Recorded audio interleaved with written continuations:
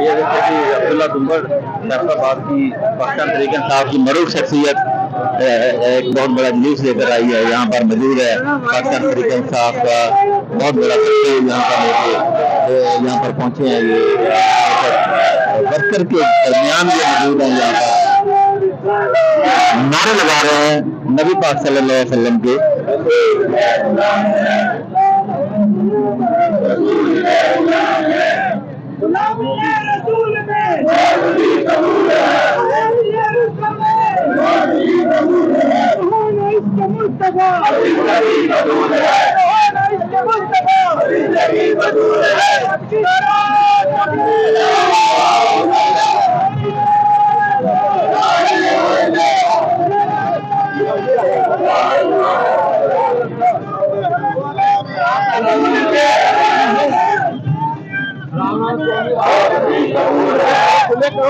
आप इस उधर देख रहे हैं पाकिस्तान तहरीक इंसाफ का बहुत बड़ा एहतजाज प्रेस क्लब के सामने और पाकिस्तान फैसलाबाद में जिला कौंसिल हाल के सामने।